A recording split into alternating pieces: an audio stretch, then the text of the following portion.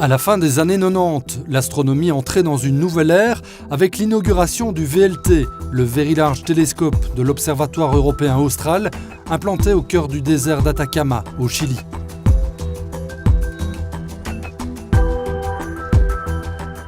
C'est en effet dans cet endroit exceptionnel qu'Amos a fait ses classes dans le domaine du télescope d'astronomie professionnelle. Nous avons d'abord participé par la conception et la fabrication de petits éléments lors de la construction des grands télescopes, donc de 8 mètres de diamètre. Et là, pour une fois, on a eu une commande effectivement de télescopes en totalité, conception et fabrication. Et donc c'était notre première expérience en la matière, dont nous bénéficions sur notre carte de visite aujourd'hui pour pouvoir acquérir des commandes, notamment aux États-Unis, à Hawaï, au Nouveau-Mexique, en Inde. Donc on a encore évolué dans le domaine et qui sait pourquoi pas mieux.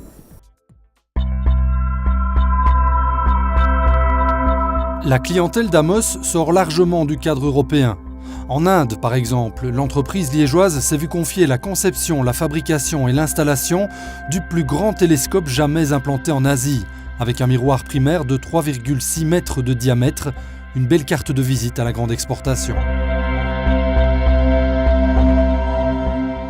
À côté des équipements d'astronomie professionnelle, Amos s'est aussi positionné comme référence internationale des équipements embarqués pour le vol spatial. Donc ce télescope à 3 miroirs est embarqué à bord du satellite Météosat de l'Agence spatiale européenne.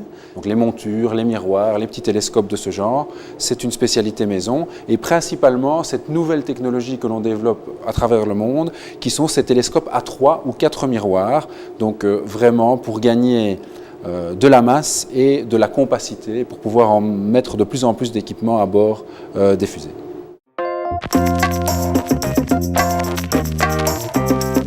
Dernière compétence de la société wallonne, les équipements de test au sol. Amos a décroché un contrat de plus de 9 millions d'euros avec l'agence spatiale indienne pour un simulateur d'ambiance spatiale.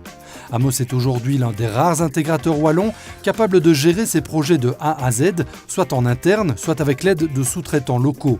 Ses ventes et prestations se chiffrent entre 11 et 12 millions d'euros par an, dont plus de 90% à l'exportation.